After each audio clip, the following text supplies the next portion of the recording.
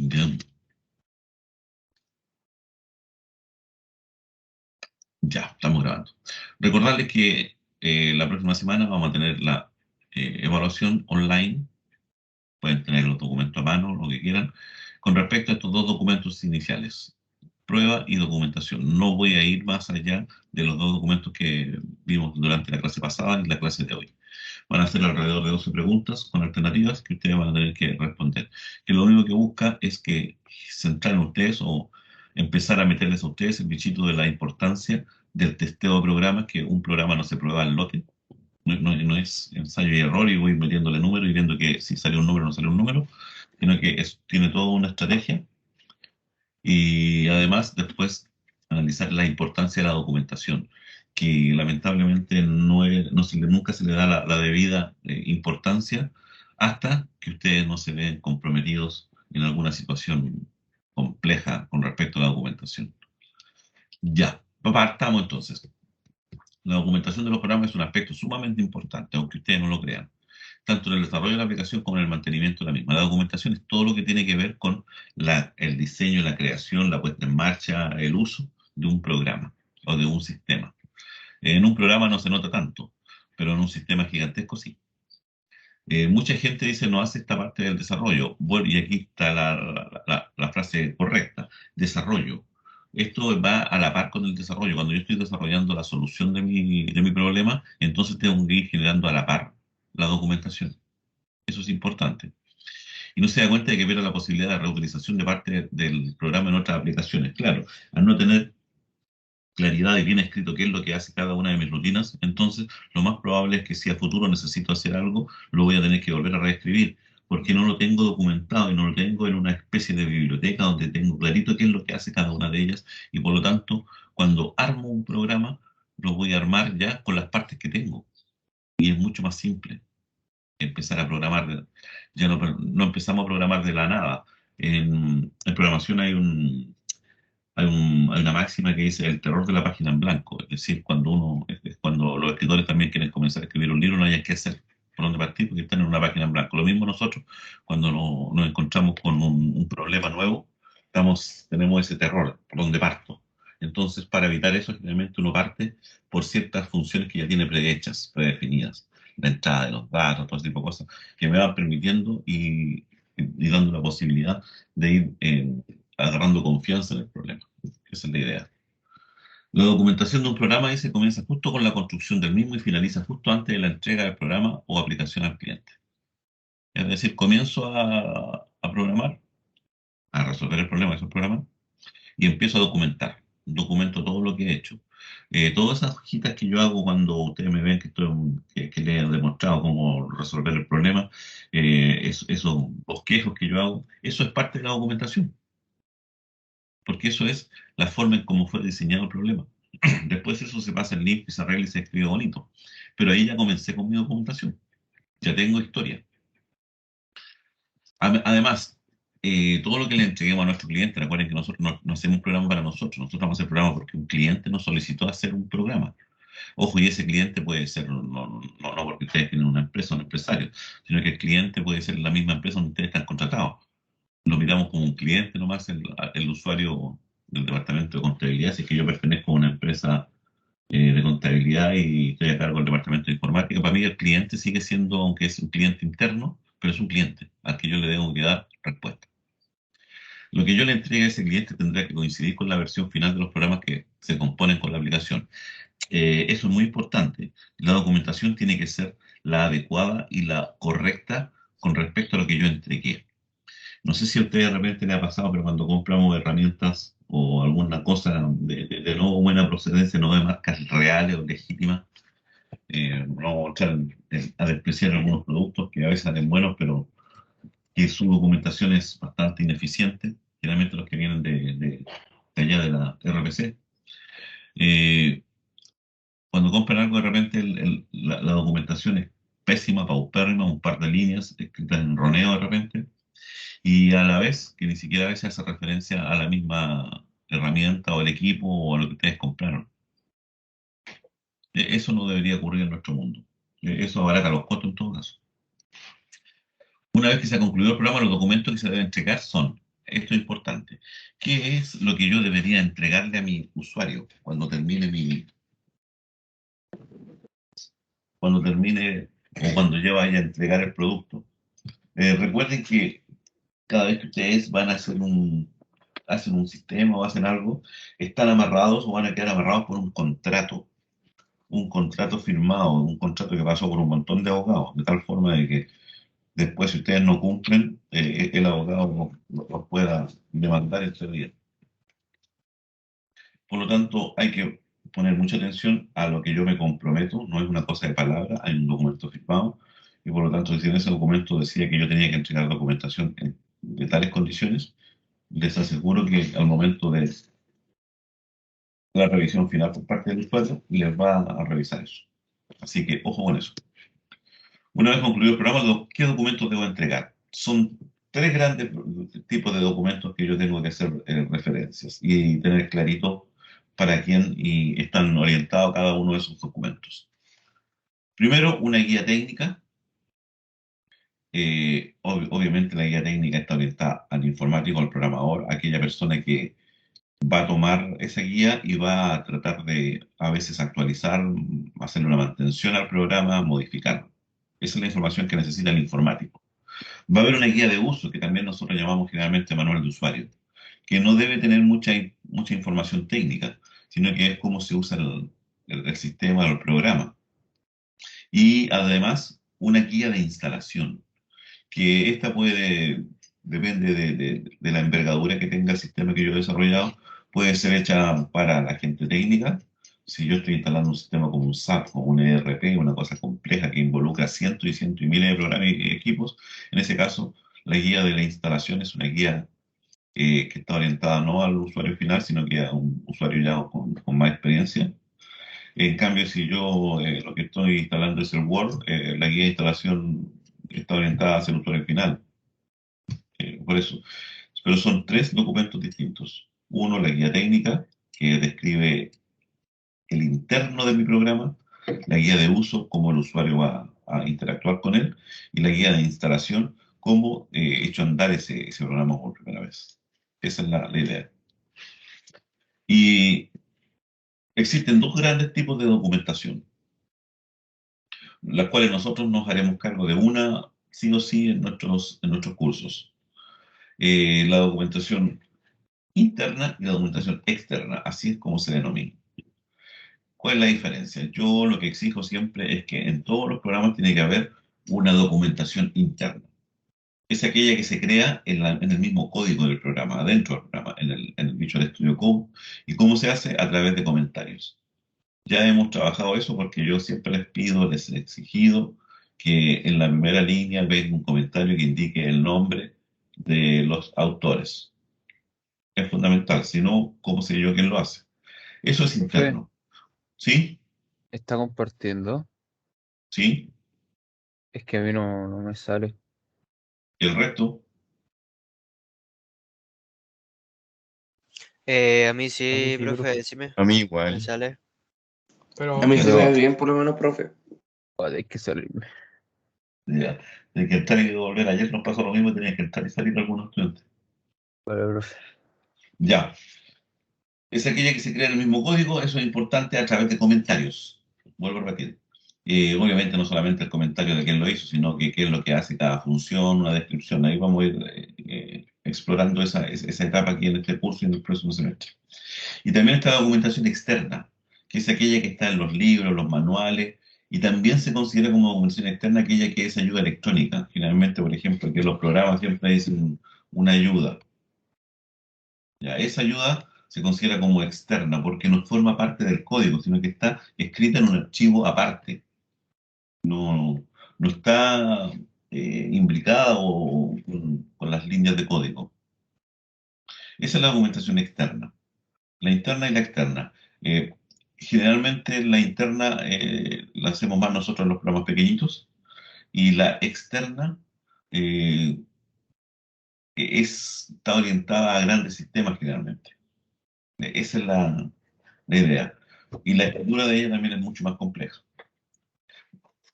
Ya, entonces, vamos a tener como moraleja tres tipos de información que hay que entregar. una guía técnica, una guía de uso y una instalación.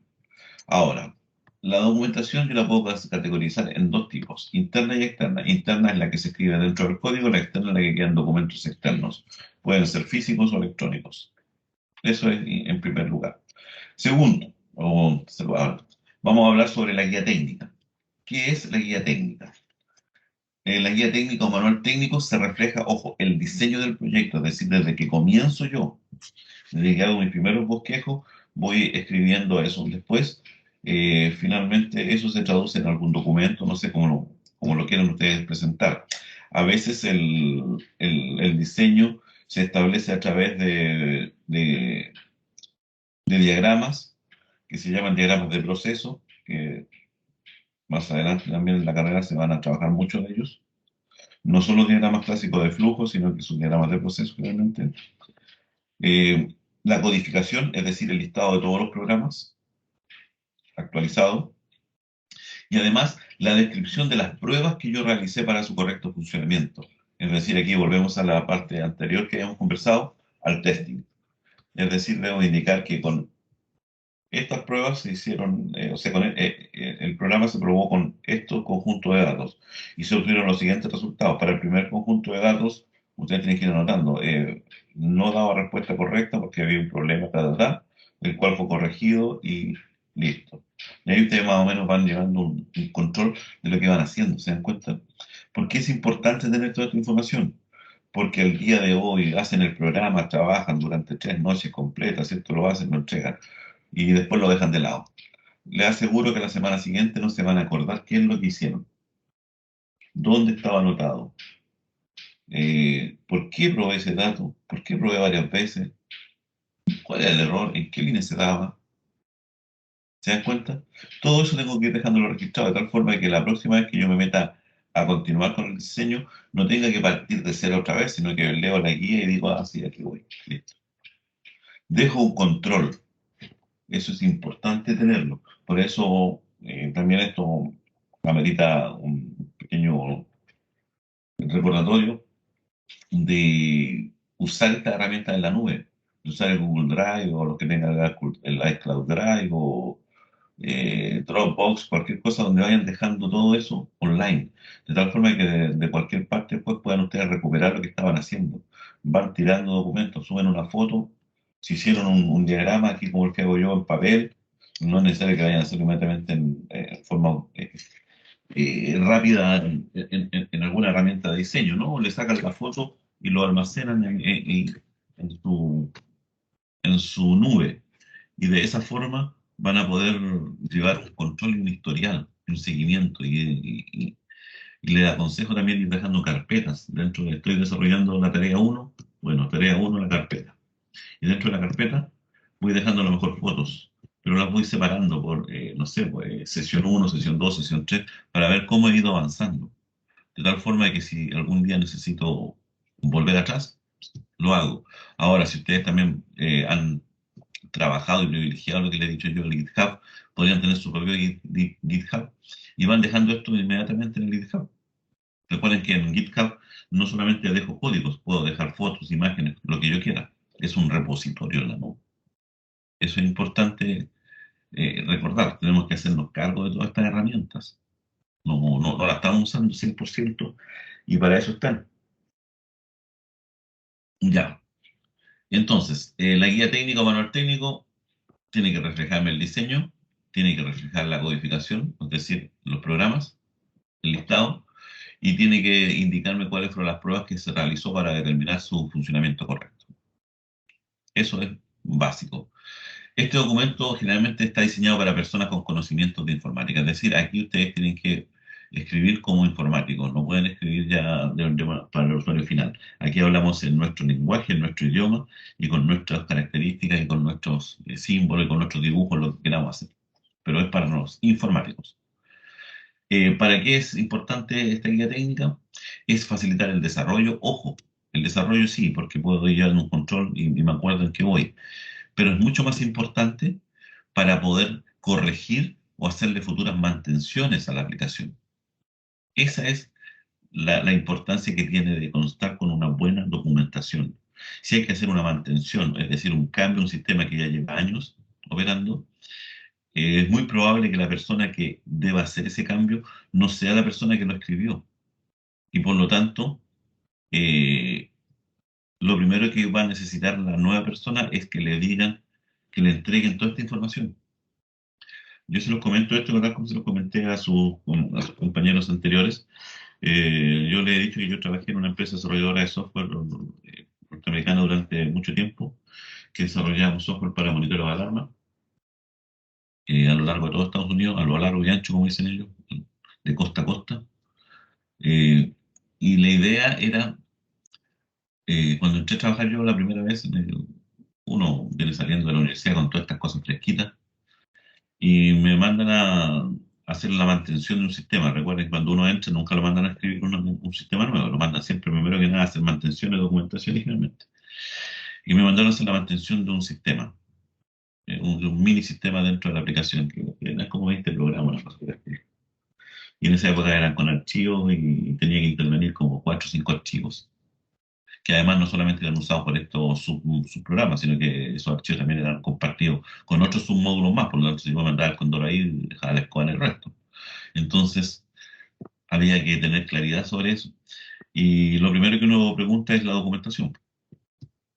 ¿Dónde está la documentación para poder entender qué es lo que hacían y trabajar? Había que tener el programa, la, la- la mantención hecha en menos de una semana, porque tenía que estar nuevamente en producción en Estados Unidos el subsistema. Y me mandan ahí a trabajar y lo primero que pido es la documentación. Me mandan un libraco grandote, un montón de hojas, todo. Y yo curada empiezo a leer la documentación, me empiezo a analizar dónde están los cambios que me proponían, en qué programa debía hacerlo. No, bueno, en una mañana, ya en un día, bueno, ya lo tenía clarito sin meterme al código todavía, sin meterme al computador. Tenía clarito más o menos qué es lo que había que hacer. Ya, después que tenía claro lo que había que hacer, me fui a los programas, a ver el código, y me di cuenta que la documentación no era la misma, o la documentación no daba cuenta de lo que estaba en los programas. Y empecé a preguntar, y efectivamente la documentación que estaba era la documentación original del programa cuando se entregó la primera vez. Pero resulta que se habían modificado varias veces los sistemas, el subsistema, y ninguna de esas modificaciones había sido documentada. Por lo tanto, todo lo que pensé que se debía hacer no estaba clarito porque no estaba siendo reflejado en los sistemas. ¿Qué es lo que tuve que hacer? Perder 4 días documentando, analizando el sistema que ya había para poder entender qué es lo que se había hecho y cómo funcionaba el sistema ahora, no el que inicialmente. Y eso significó que tuve que demorar 4 días la entrega final.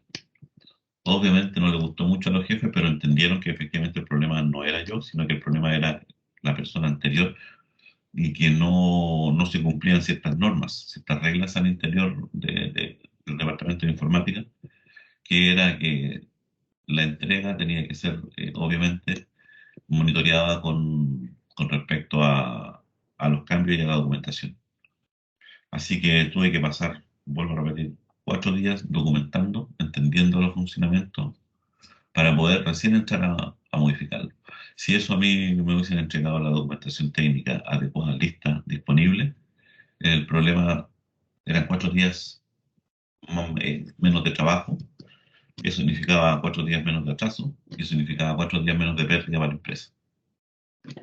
Ojo con eso, por eso es importante la documentación, documentar todos, todo, todo. Inicialmente los programas pequeños nosotros documentamos, vuelvo a repetir, en forma interna en las líneas de código. Ahí vamos escribiendo todas las cosas bonitas. Si ustedes se han dado cuenta y han revisado programas, siempre vienen un montón de comentarios. Eso es importante. ¿Por qué viene de esa forma? Porque en Java, en varios lenguajes, hay generadores automáticos, como vamos a ver más adelante, de documentación, pero que es la que se extrae de los comentarios. No es una documentación muy, muy bonita, pero sirve. Ya, eso es. Y generalmente esta guía está compuesta también por 3 apartados que están acá. Lo que dijimos inicialmente, lo que los españoles le llaman el cuaderno de carga, que es donde queda reflejada la solución o el diseño de la aplicación. Es el diseño. Ahí son los gráficos, los bosquejos, la arquitectura de mi sistema. Eso es lo que queda reflejado ahí en la solución, para que yo de un puro pantallazo, una pura visión, un par de hojas, más o menos me doy cuenta quiénes son las entidades que están interactuando en ese programa, cuántos archivos, el subsistema, de cuántos programas estamos hablando, 10, 15, cada programa, cómo se comunica con otro, a través de qué datos. Eso es lo importante, todo eso tiene que quedar reflejado acá. Esa es la descripción inicial. Después tiene, obviamente esta guía está destinada únicamente a los programadores. Después viene el programa fuente, es donde se incluyen los listados, generalmente las codificaciones realizadas por los programadores. Pero más que el listado viene la explicación de por qué hago ciertas cosas ahí de esa forma en la codificación, porque una cosa es el diseño y otra cosa ya es la codificación de ese diseño.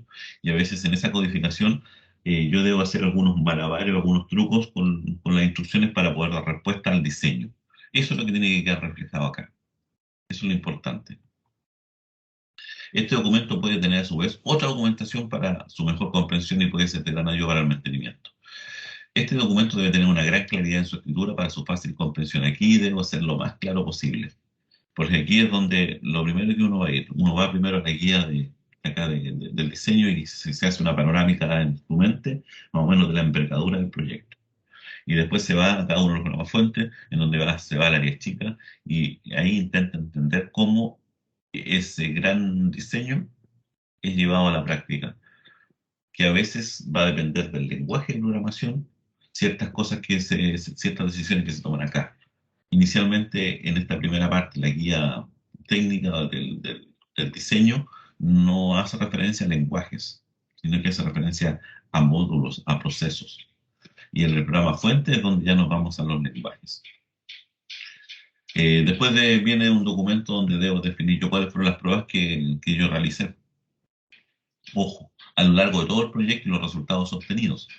Si yo tengo ya mi banco de preguntas, de pruebas, como le dije yo, creado, y empiezo a desarrollar, la primera versión de mi programa probé con este dato y no resultó. ¿Producto de qué? De que había una división que estaba mal hecha, por lo tanto fue corregida. Punto. Esa es la versión 1.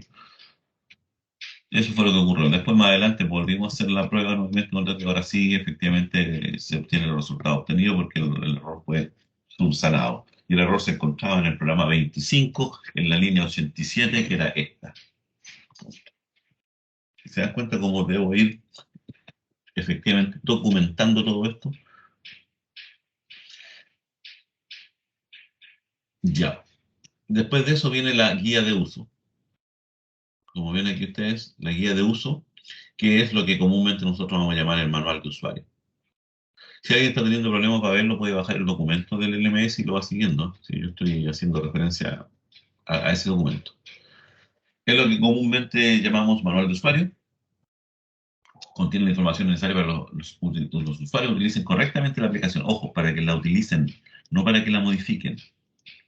Eso está correcto. Recuerden, si usted compra el Word, nunca va a venir el Word no trae descripción técnica. El Word lo que trae es manual de usuario. Este documento se hace desde la guía técnica, ojo, pero se suprimen los tecnicismos. Es decir, acá yo no, no pongo palabras técnicas. Acá pongo palabras que el usuario entienda. La pantalla 1, el botón que se encuentra en la mano derecha y cosas por el estilo. Eh, los datos se van a almacenar y no el dato quedó en el archivo tanto. No. Eso es la guía de uso. Eh, Ojo, no hay que hacer referencia a nada técnico, ¿eh? Eso es importante. Si ustedes tienen que usar alguna palabra técnica, entonces es recomendable siempre poner al final un glosario. Si se ven obligados a usar palabras raras o algunas definiciones, entonces no tengan temor, al final de la guía de uso ponen un glosario. Recuerden que siempre parece eso mismo en los manuales.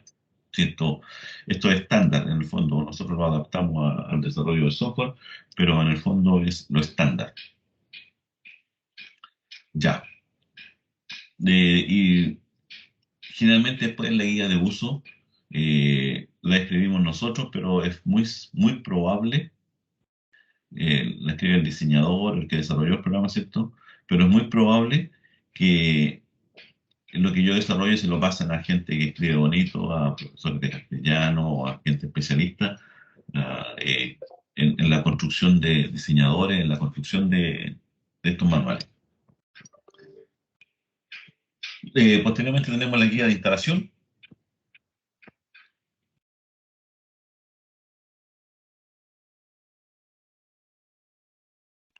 La guía de instalación.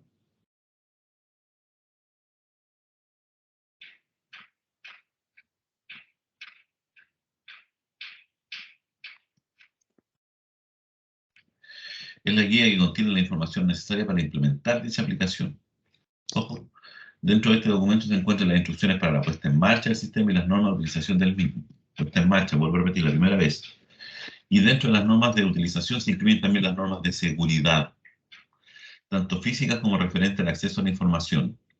Si estoy instalando un servidor, entonces, un servidor complejo, complicado, de base de datos o cosas por el estilo, entonces tengo que incluir las normas de seguridad física, es decir, cómo va a ser el acceso al lugar donde va a estar instalado ese servidor. Solamente se va a poder modificar vía consola desde la máquina o poder hacerlo de forma remota. Y también referencia al acceso a la información, quién tendrá acceso, qué claves se usarán, qué privilegio habrá en el funcionamiento. Y cuando se instala, si alguno de ustedes ha tenido la experiencia, por ejemplo, de instalar un WordPress o esas aplicaciones que me permiten a mí hacer páginas web, que en un archivo de configuración inicial que queda siempre disponible se ponen las claves para iniciar, las claves que abren la base de datos, que abren los sistemas. Y ahí claramente en el manual de WordPress dice, después de instalarlo, no se olvide borrar ese archivo, cosa que nadie hace, y si ese archivo cae en manos de un hacker, sabe cómo desarmar y desarmar su sitio web. Por eso siempre son tan vulnerables porque no hacen referencia a muchas de estas recomendaciones. En el manual de instalación del WordPress, no sé si alguno de ustedes ha trabajado alguna vez, desarrollado páginas web usando WordPress. Es bastante simple, de hecho lo hacen los comerciales, siempre instalan software de WordPress. ¿Están durmiendo, no?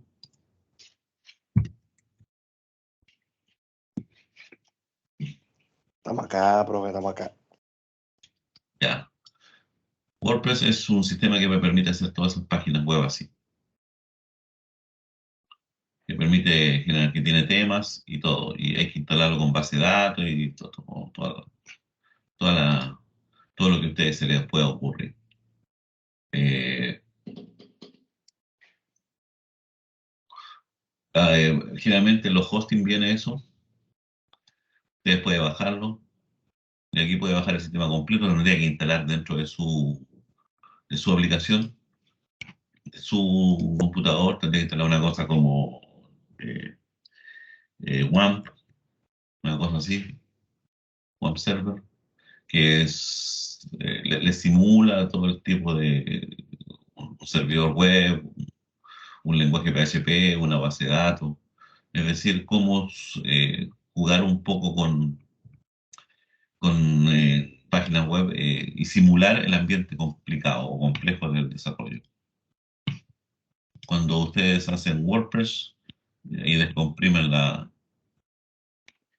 esto que está acá, ahí está todo esto. Todas esas aplicaciones forman parte de WordPress. Estos PHP son el lenguaje donde está programado toda esa página web que ustedes después van a configurar. Y aquí en la configuración está en el WP Content, creo, no, ni me acuerdo cuando está, que hace tiempo que no instaló nuevos sitios, en el setting de ese. Abrir con eh, ya listo. Aquí habla de el uso para instalar.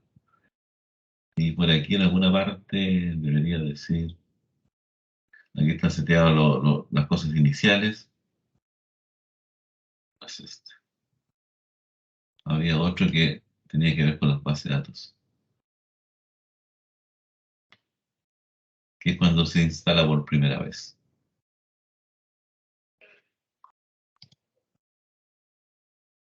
Aquí está todo el sistema por si acaso. Ustedes pueden jugar con todo esto. Era uno que decía config. Que mal no recuerdo. Ahí está. Aquí uno configuraba, a ver. Aquí uno definía el nombre de la base de datos. Ponga el nombre aquí. Por lo tanto, si una vez que yo tengo que completar esto para poder instalarlo, y después de decir, va a quedar grabado de esa forma. Aquí el nombre del usuario de la base de datos. Aquí la password que va a tener ese usuario para la base de datos. Y si va a ser local solamente o remoto. Y un montón más de claves de autentificación que uno ponía. Y componía esos datos y recién echaba a andar la primera vez el sistema. Y por lo tanto, esta cosa automáticamente se configuraba y se instalaba. Está claro que después había que borrar este archivo porque si no, cualquier persona que pescaba este archivo sabía cómo ingresar a tu sistema, que a veces así es como quedan abiertos. Este es mi sistema, esa es la página principal. Este es el programa inicial cuando ustedes hacen una página web, es el index. El index y lo primero que hace carga eso. Y este programa carga ese programa, WP Blockheader. WP Blockheader, carga este programa. Y ese programa ahora ustedes van y vean cómo se dan cuenta cómo voy teniendo pequeños programitas nomás y voy armando. Fíjense que bajé una página web, todo lo que debería tener. Hace esto nomás. Estas son instrucciones, son igual que el C. Ahora va a cargar a ese, el load, WP load. Y ese está en el content palette, ¿no? O en el include. Acá abajo está. Los van cambiando a veces de lado para que los hackers le cueste encontrarlo. Aquí tengo otro programa, ya este está más complicado, y este ya carga todo el sistema. Este es un sistema de WordPress, vuelvo a repetir. Lo pueden bajar, lo pueden instalar, pero hay que armar todo un show en su máquina. No es necesario tener otros servidores, sino que ustedes van a simular que están conectándose a un servidor a través del software que les dije yo. Puede ser WAMP, Champ, todos estos servidores. Le entrega todo el ambiente completo. Desarrollo con PHP, es una distribución gratuita. La quieren descargar para Windows, para Linux, para OS X. De hecho, para Mac existe el MAMP. Todos tienen MAMP. No me acuerdo que tengo instalado este, no. No, también está MAMP ahora para Windows ahora. Interesante. Para Intel o para M1. Bueno, interesante. Ya. Ahí tienen ustedes toda esa cosa, y por eso es importante hacer referencia a las normas de seguridad, tanto físicas como referente al acceso a la información. Eso es en términos genéricos todo lo que es lo conceptual de la documentación. En términos más prácticos ahora, más concretos, en el otro documento hace referencia más ahora, ya no a lo de los programas solamente, sino que hace referencia ahora, hacemos referencia a la documentación de sistemas, de un gran sistema. O sea, ahora todo lo que vamos a comentar ahora es importante cuando estamos trabajando con grandes sistemas. Cuando no estamos trabajando con pequeños, con programitas, solamente uno o dos programas, sino que un sistema como el que le dije yo, por ejemplo, el mismo que estábamos mencionando recién, el mismo WordPress, que tiene pero cientos de programas. De hecho, por aquí debería estar la línea de instalación. Aquí está la guía de instalación. ¿Se dan cuenta? Después tendrían que buscar ustedes cuál es el manual de uso. Generalmente la guía de instalación todo está en inglés. Aquí dicen las instrucciones básicas: baje y descifre el WordPress, cree una base de datos para el WordPress, eh, encuentre y dele otro nombre al archivo ese que está en el config sample y déjelo como config php. Entonces edite el archivo y ponga su información de la base de datos, baje todas estas cosas, ahí ejecute y corra. Es re fácil y corra por si acaso. Instrucciones un poco más detalladas, cómo extraerlo, cómo crear la base de datos. Todo esto que estoy mostrando yo es documentación externa. Todo esto es documentación externa. Esto es la instalación. Así que como pueden ver, eh, es interesante. Ya, eso es la documentación de un sistema, porque una página web es un sistema, un PHP es un sistema, es un lenguaje que me permite construir páginas web, pero no una o dos paginitas, sino que páginas web dinámicas, es decir, que hacen consulta a base de datos. La elaboración de la documentación es un proceso esencial para garantizar la calidad del software, ya lo vimos, porque es importante. Por lo tanto, va a requerir una adecuada asignación de recursos. El ingeniero siempre tiene que trabajar con la asignación de recursos, ¿ah? Y para la documentación del sistema igual tengo que definir algunos recursos. Recursos financieros, plata, recursos materiales, donde lo voy a hacer, equipos, computadores, papeles, humanos, ¿quién lo va a hacer? Administrar a las personas que van a hacer eso, darle el tiempo. Usted tiene que administrar siempre esto. Y su pega siempre como ingeniero es asignar de la manera más adecuada y eficiente posible estos recursos.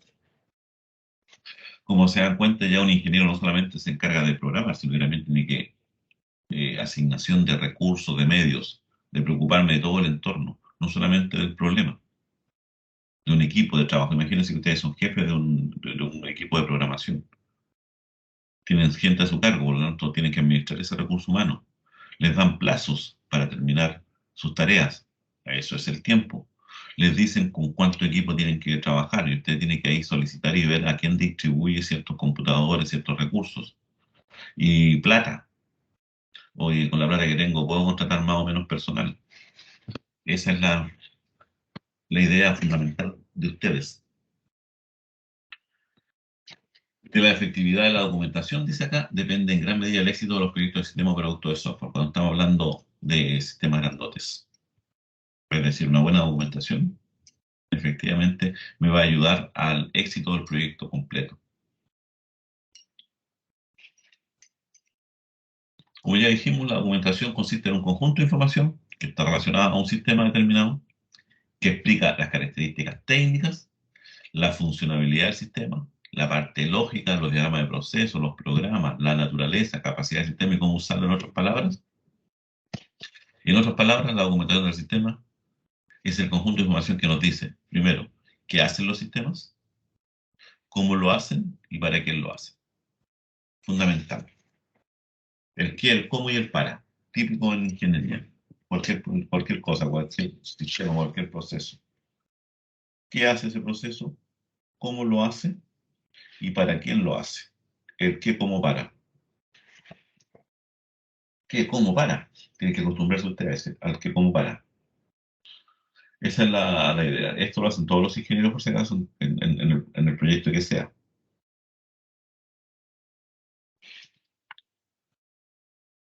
En la mayoría de los sistemas, la documentación siempre se expresa en un carácter técnico por excelencia, indicando algoritmos de cómo realizar alguna acción, registrar transacciones, imprimir reportes, dependiendo de la sistema o su función. Estamos de acuerdo. O sea, la documentación técnica tiene que ser lo más, como bien su nombre lo dice, técnica, expresado en un carácter técnico.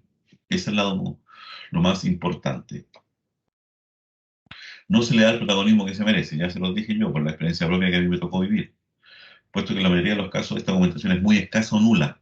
Muchas veces les va a llegar usted a trabajar y su primera tarea va a ser redocumentar ciertos sistemas, porque recién se dieron cuenta que la persona que estaba a cargo de ese sistema nunca documentó, se fue de la empresa y ahora nadie entiende cómo funcionan los sistemas. Por lo tanto, responsabilidad del ingeniero de mantener siempre la documentación al día, en línea y al día, y disponible para ser usada en cualquier momento.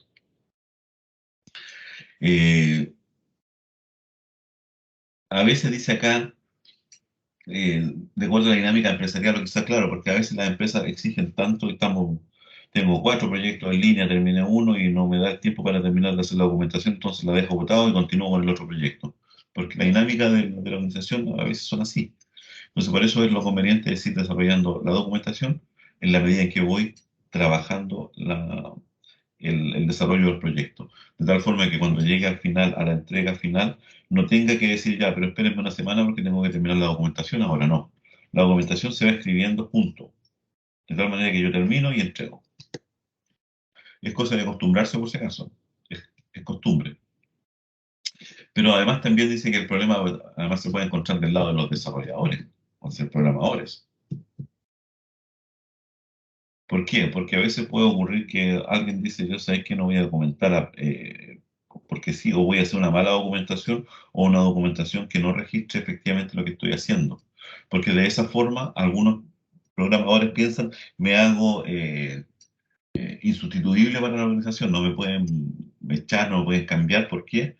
Porque soy tan importante, porque soy el único que maneja este sistema. Eso a veces ocurre y usted tiene que evitar eso, porque eso significa que usted está haciendo mal su pega como ingeniero, en teoría. ¿Cuáles son las características del sistema de documentación? Primero, la documentación debe estar aprobada, firmada y fechada por las personas apropiadas y autorizadas. Ningún documento puede ser cambiado sin autorización. Es decir, yo no puedo tomar un documento y decir, ¿sabes qué? Voy a cambiar esta palabra que no me gustó. No, no. Si voy a hacer eso, alguien tiene que aprobarme ese cambio de palabra y tienen que firmar y fecharlo, quién lo hizo y por qué lo hicieron. Fundamental en el mundo real. Las cosas sí funcionan y no funcionan porque hagamos el cambio, no vaya, después vemos qué pasa. El contenido de la información no puede ser ambiguo, el título y tipo del propósito deben estar claramente establecidos, deben ser legibles, deben ser sencillos en definir las especificaciones, eh, tratar de evitar los errores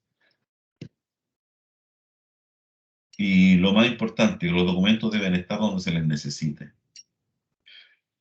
Para ser usados por quienes lo requieran sin modificación no autorizada y ser llenados veraz y oportunamente. Es lo que decía yo. Esa es la clave de esta documentación. Me he encontrado también en otras organizaciones de repente que yo he ido a asesorarlas como asesor informático, ya no como contratado, y uno lo primero que hace es pregunta por la documentación y se encuentra con muchas cosas simpáticas. Como por ejemplo, sí, tenemos la documentación, pero la tenemos guardada en el banco, en una caja fuerte para que no se pierda. Y la copia, ¿hay alguna copia para que pueda trabajar la gente? No, no, no, no la tenemos. No, pues no, eso no puede ocurrir. O sea, la documentación debe estar disponible en el lugar donde se va a usar. Si estoy desarrollando, tiene que estar disponible para el equipo de desarrollo inmediatamente y no perder tiempo.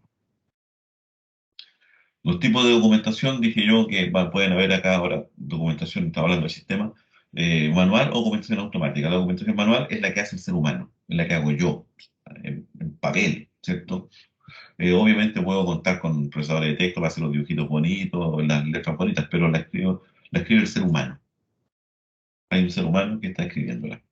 Y por otro lado, tenemos la documentación automática que vamos a ver más adelante, que se genera en forma automática. ¿Cuál es la ventaja de la documentación manual? Primero, va reflejando la historia, porque la voy escribiendo yo. Voy escribiendo yo y cada vez que escribo un documento nuevo, queda la historia. Es más explicativa, porque el ser humano explica claramente. Lo más importante es que se adecua a la cultura de la organización, es decir, escribe como todo el mundo entiende las cosas. Eso es la cultura de la organización. Y lo más importante es que no consume capacidad de procesamiento, es decir, no se ve intervenido o influido el sistema en sí. ¿Cuál es la desventaja? Que consume mucho esfuerzo, porque hay que poner un ser humano para que le construya. A veces es incompleta por todos los problemas que dije yo, porque a veces me obligan a pasar de un proyecto a otro, o porque el programador se creía insustituible y no lo hace bien. Eh, por lo mismo, hay poca disposición realmente para entregar información, por lo mismo, porque si yo entrego mucha información para que ésta sea documentada, es muy probable entonces que a mí me reemplacen. Es la típica pregunta que todo el mundo, la típica queja que todo el mundo hace. No, yo no voy a entregar esta información porque te la sé hacer yo nomás, y si digo cómo se hace, entonces ya dejo de ser insustituible, indispensable. Más lenta y puede estar sin actualizar, y puede tener errores de escritura porque está hecho por el ser humano. Tenemos la documentación automática, eh, existen software, ojo, que documentan. Pero estos software no están disponibles para todas las plataformas, para todos los lenguajes, para todos los sistemas, sino que hay algunos software, los más grandotes, que efectivamente tienen esta posibilidad. Estamos hablando de grandes SAP, cosas por el estilo, ERP. Eh, ¿Y de dónde sacan la información? De los mismos sistemas, pero cuando yo construyo tengo que ir agregando ciertas líneas, ciertos comentarios, y a partir de esos comentarios el sistema genera la documentación automática. Si ustedes quisieran probar unas cosas como esta y ver cómo se puede documentar de manera automática, de hecho, ahí en Python no lo he usado nunca yo porque genero mi propia documentación. Hay un generador de documentación, ayuda en línea para módulos, ven, PyDoc, generador de documentación y sistemas de ayuda. El módulo PyDoc, y ahí ustedes van a poder ver, existe en Python, en Java, en casi todos los lenguajes que existen esto y todo. Pero en el fondo, ¿qué es lo que hacen? Toman algunas líneas y las tratan de traducir, pero esa es la idea. Ahora, son útiles porque son sacadas directamente de los sistemas, apoyan las labores de auditoría y control, es decir, la auditoría es saber cómo se hacen las cosas y controlarlas es ver que se estén haciendo bien. ¿Qué ventaja tiene la documentación? Es inmediata y está siempre actualizada.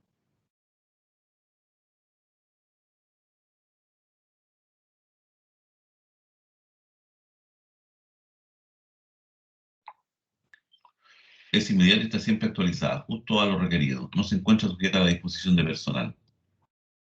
Desventaja, consume hardware. Recursos de hardware, claro, porque si yo estoy procesando algo y a alguien se le ocurrió generar la documentación, va a quitarle poder de procesamiento. No siempre está disponible porque obviamente, como dijimos, no está para todas las plataformas y no es explicativo. ¿Por qué? Porque saca solamente trozos de código. Eso es en términos generales más o menos lo que podríamos mencionar.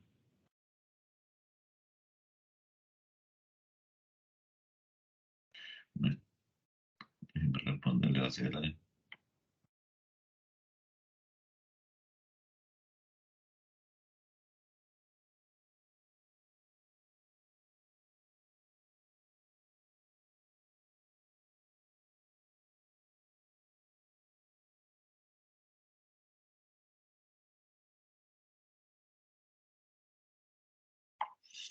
Ya. La documentación como concepto generalizado representa el conjunto de documentos recogidos predeterminados. Ya hablábamos toda esta historia, ustedes lo leen acá nomás.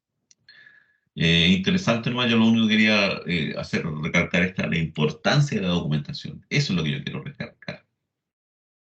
Es esencial para proporcionar un entendimiento, para mantenerlo, para permitir auditorías, que están muy de moda. La auditoría no es buscar culpables, la auditoría es buscar cómo se están haciendo las cosas dentro de un sistema.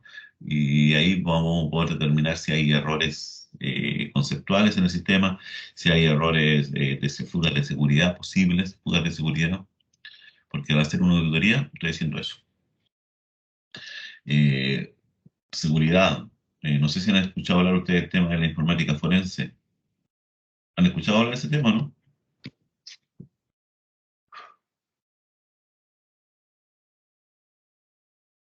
¿Alguien está por ahí todavía o no?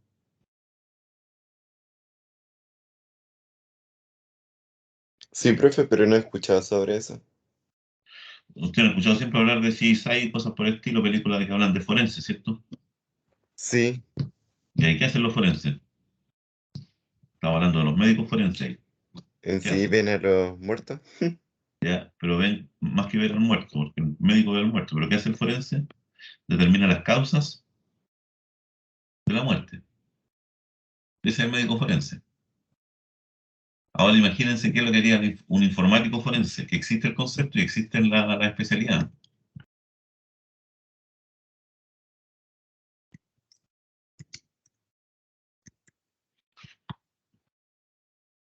Análisis, perito informático forense, por Udemy, para que hagan el curso,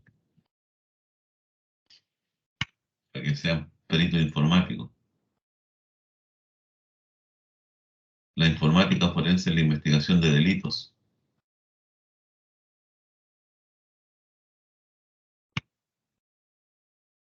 ¿Se dan cuenta? En el fondo, la informática forense, un forense informático en el fondo lo que hace es que busca las causas de por qué fue vulnerado un sistema.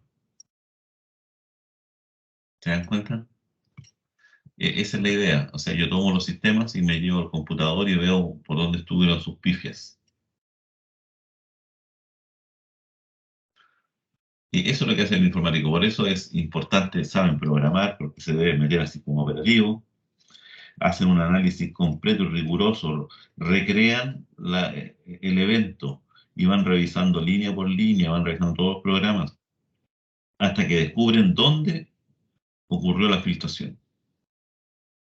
Eso es lo que hace el informático forense. Es una especialidad bastante interesante, ¿eh?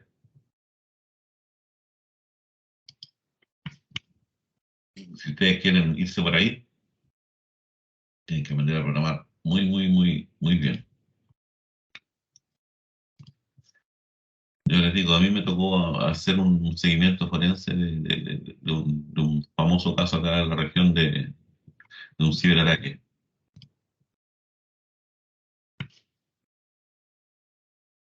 Asegurar la integridad, identificar y poner evidencia, eso. Obtener evidencia de los cibercrímenes de manera apropiada.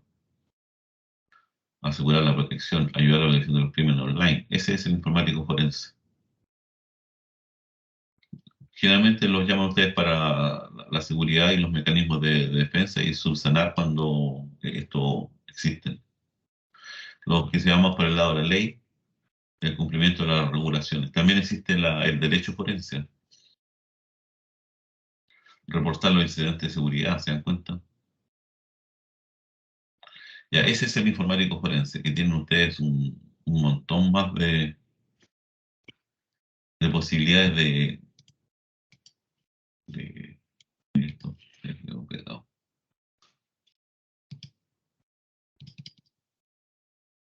Ya. Tienen un montón de posibilidades de especializarse en nuestra área, por si acaso, no solamente haciendo programas, sino que preocupándose de definir distintas áreas que tenemos. Ya. La documentación tiene una gran importancia dentro de una empresa, ya que esta ayuda a eliminar la posible dependencia que se puede formar entre el proyecto realizado y el ejecutor de este. Es lo que yo les decía. Es decir, yo no puedo tener trabajando conmigo una persona que sabe hacer, que solamente él sabe hacer una determinada labor. Si eso ocurre y usted lo hace, está poniendo en riesgo su propio trabajo y el trabajo de muchas personas. Porque si esa persona llegase a faltar en algún momento dado, entonces, ¿cómo se continúa con el proceso? Complicado. Entonces, por eso siempre tienen que haber posibilidades de entender qué es lo que se está haciendo. Esa es la idea de esto.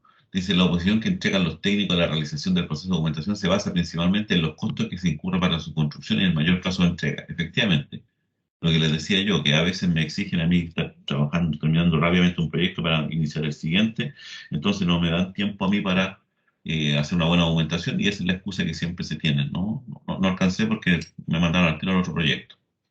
Pero como les dije yo, la documentación tiene que ser clara y tiene que comenzar al momento en que usted comienza a resolver el problema. De tal forma de que termine su proyecto y usted terminó con su documentación al tiro.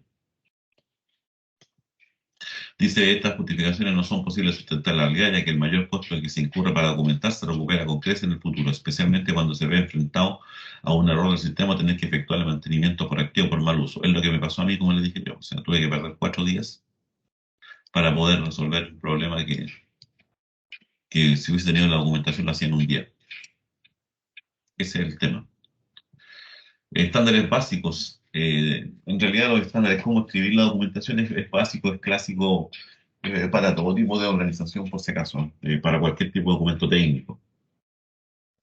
Debe ser rotulada con claridad, bien organizada, con secciones, el diagrama debe ser claro, típico, incluir leyendas, explicaciones, la documentación debe ser conceptualizada, debe ser completa, debe ser completada. Es decir, eh, la forma de escribir la documentación es la forma básica y clásica de cualquier documento técnico que ustedes van a tener que aprender a desarrollar a futuro.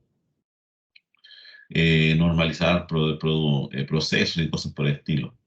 ¿Cuál es el estilo de la redacción de los manuales? Usted tiene que también acostumbrarse ya a empezar a escribir. El ingeniero escribe, por si acaso, escribe.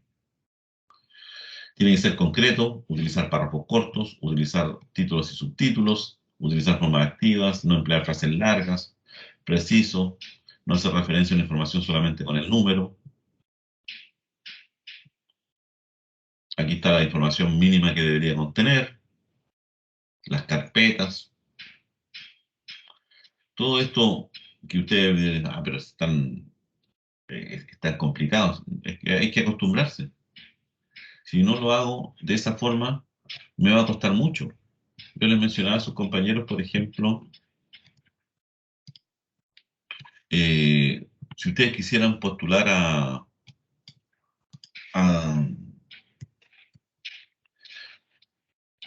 hacerle algún proyecto a alguna organización, ustedes ya deberían estar preocupándose de ver cómo vamos a generar nosotros eh, este tipo de trabajos de emprendimiento. Hay una cosa que se llama mercado público, que es donde el Estado pone todos los proyectos, las implementaciones, todo lo que necesite para proveer alguna municipalidad, algún ministerio. Es decir, generalmente aquí están pidiendo, necesitamos página web para esto, necesitamos un sistema de contabilidad para esto, un sistema de control de esto.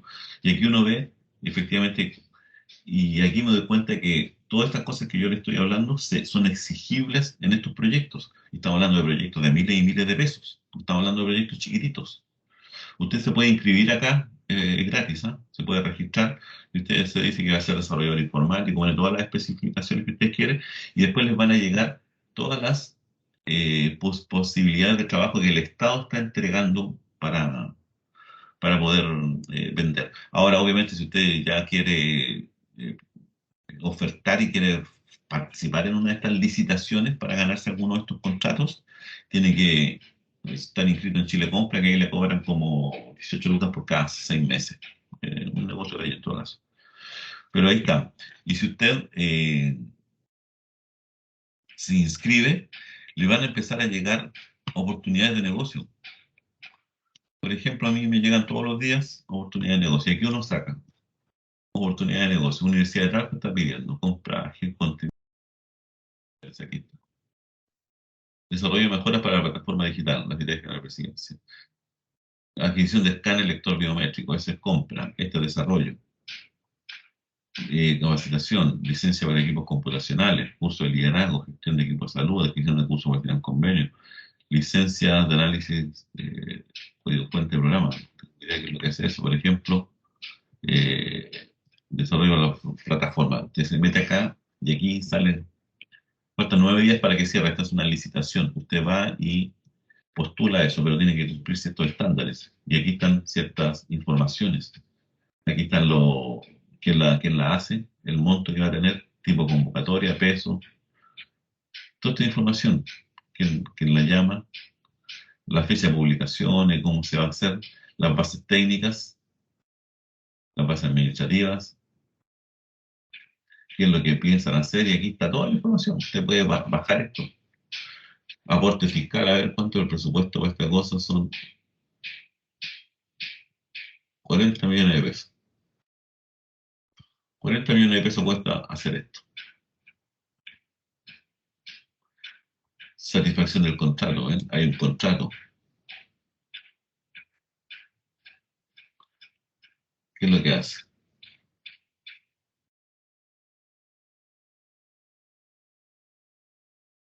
Yo no me entiendo. En alguna de estas cosas ustedes tienen que buscar acá donde están los adjuntos. En los adjuntos aparecen todas estas cosas que están acá. Y aquí aparecen resolución que aprueba las bases, carta de los gerentes, esto lo tiene que llenar usted. Usted tiene que llenar todas estas cosas. La oferta económica, toda esta información la tiene que llenar usted.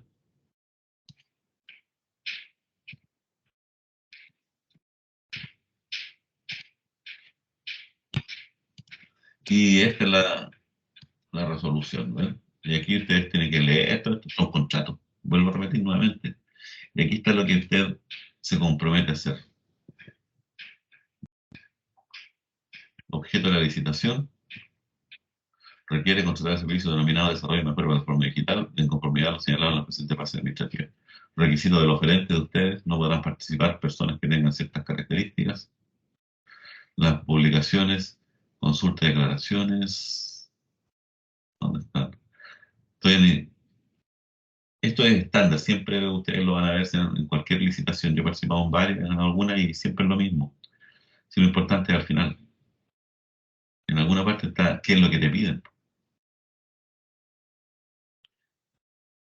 Aquí está la adjudicación, documentación. Aquí está básica, mínima, la que ustedes tienen que tener. Tienen que poner plata en el banco para que si no cumplen el contrato se las cobren. Multa también tiene que estar dispuesto a pagar. Antecedente, aquí está.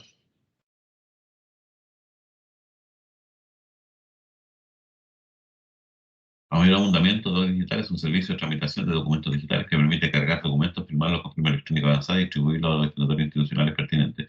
Considerando que las instituciones públicas de la Administración Central cuentan con distintas soluciones digitales para la emisión de los documentos digitales, en algunos casos no cuentan con ninguna plataforma. El objetivo de este proyecto es habilitar un canal para distribuir los documentos que han sido elaborados en soporte digital y a su vez dar una alternativa a las instituciones que no tienen los medios para generar reportes digitales. Así, la citada plataforma deberá extenderse de forma obligatoria a las instituciones del gobierno central y su repartición a nivel nacional. Adicionalmente, se espera sumar a instituciones de carácter regional y provincial y comunal al ecosistema. Ya, y aquí está explicado. El objetivo es realizar un proceso de migración de datos y archivos de la versión 2 a la versión 3 de Doc Digital. ¿Se dan cuenta? Me están indicando todo lo que hay que hacer acá. Tienes que hacer un ETL, una extracción, transformación y limpieza de los datos. Una nueva API que están pidiendo generar. Las funcionalidades, miren. Y el perfil. Aquí es donde los matan a toda la mayoría. Aquí es donde hacen la diferencia a quién le quieren dar el proyecto. Hay que tener el jefe del proyecto, seniors, que debería tener experiencia en gestión de proyectos, en desarrollo de software, experiencia en la evaluación de casos de uso, lo van a ver ustedes más adelante, conocimiento de metodología ágil. Esto lo vemos más adelante, en un par de semestres más van a estar a cabo eso. Desarrollador front-end, es decir, la parte que yo les dije que existe un back-end y un front-end. Experiencia y conocimiento de GitHub, le faltó la T. Experiencia de desarrollo en mockups, wireframe interface, y hay que ver las cosas que son. El desarrollador, el backend, el que está atrás, tiene que tener Spring Boot, Maven, Java, Postgres, Docker, Cluster, Kubernetes. Todas estas cosas son herramientas, ¿no? Profesor buscada, analista QA. No hay mayor requerimiento para ello. Ya, vuelvo a repetir, todo esto tiene que estar de acuerdo después a todo lo que hemos hecho acá. Porque cuando yo termine de entregar ese proyecto, me van a exigir todo esto mismo que yo les hablaba, mínimo, en la documentación. Por eso esta cosa no hay que tomarla hacia la ligera, hay que concentrarse. Les recomiendo meterse siempre a estas páginas y ahí van a poder ver ustedes cuáles son los proyectos que están en barbecho ahí en espera de, faltan 5 días para la licitación, a prueba de las bases. Este otro, se supone que es la compra nomás. Cuando aquí ustedes tienen es la compra nomás, la compra de un equipamiento.